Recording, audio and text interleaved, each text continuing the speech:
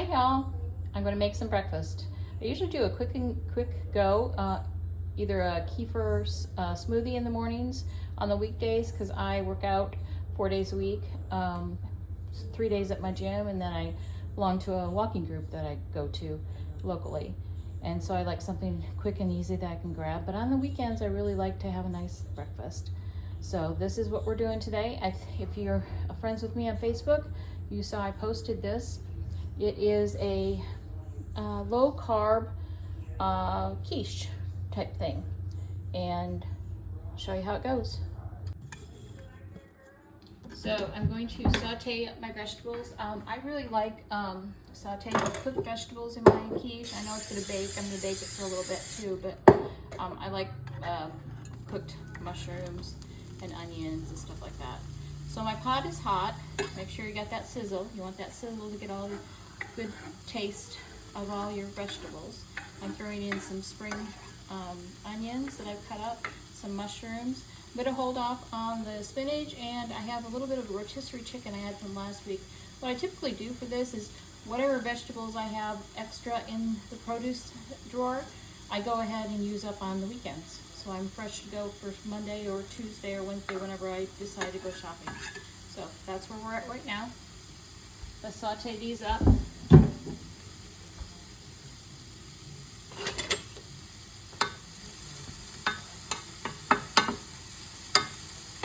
Once they're sauteed, I'll take them back out of the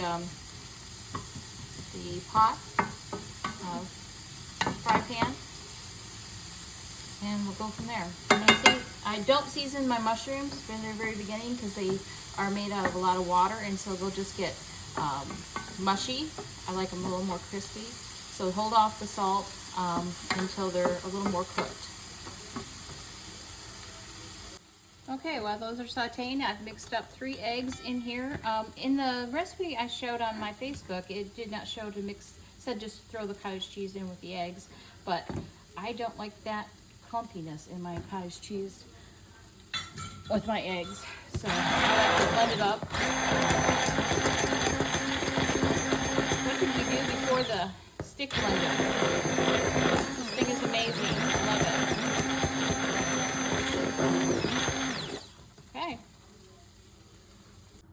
Okay, so I've got these low carb tortilla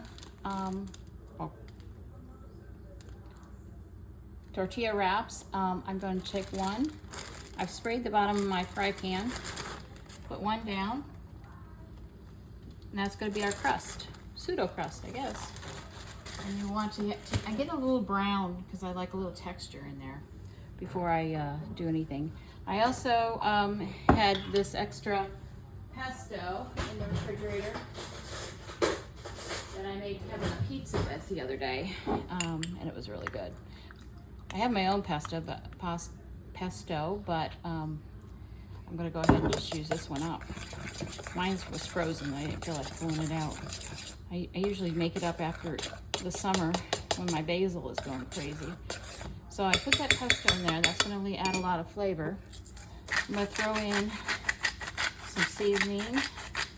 It's the same one I had the other day. It's the this is a Mediterranean seasoning. So it kind of goes with the pesto a little bit. Okay, you're gonna stir that up.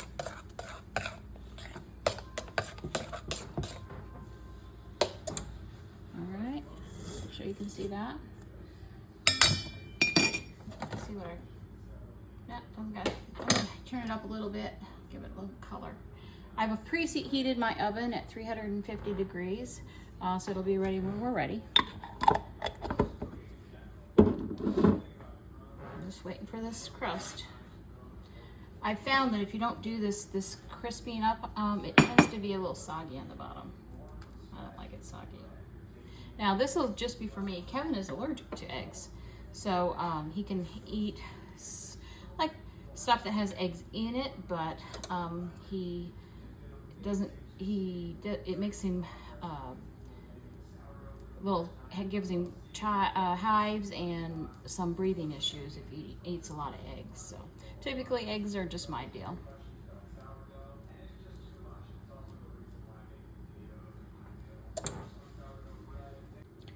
So it's getting brown.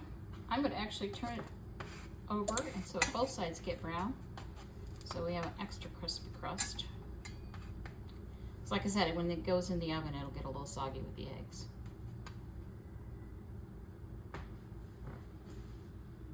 Okay, both sides are crispy. I'll go ahead and pour in my eggs and my pesto and my cottage cheese. There's still a little bit of curdle in there, but not too much.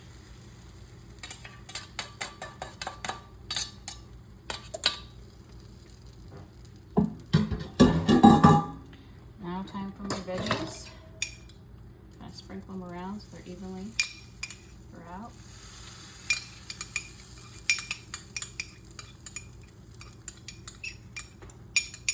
I'm a veggie girl. I love veggies.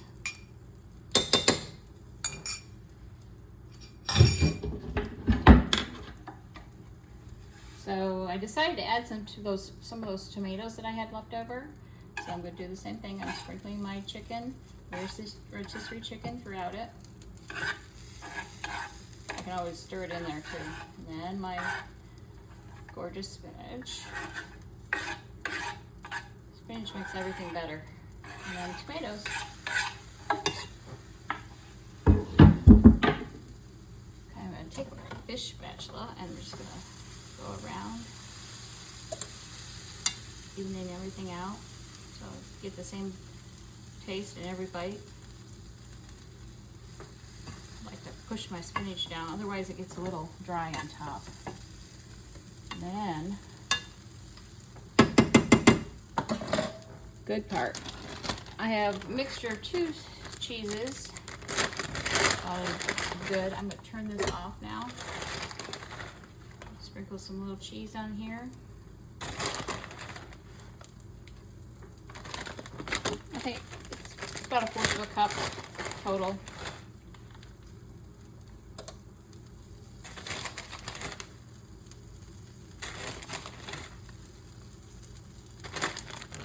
Okay.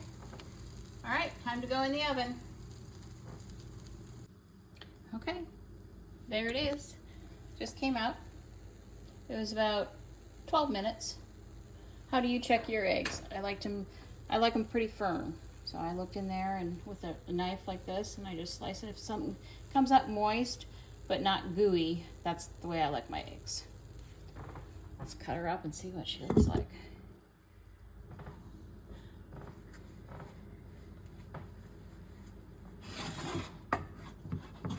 Nice and fluffy. So typically I can eat about half of this. Sometimes, not always. So this is 2 days worth for me. Sometimes 3. What I do sometimes is just eat this for 1 piece for lunch or for breakfast, and then come back later and have it for lunch. That look good. I mean, that's what I call breakfast. I threw in a strawberry and some berries and a little sriracha on top. I like my eggs spicy. Hope you try it. Look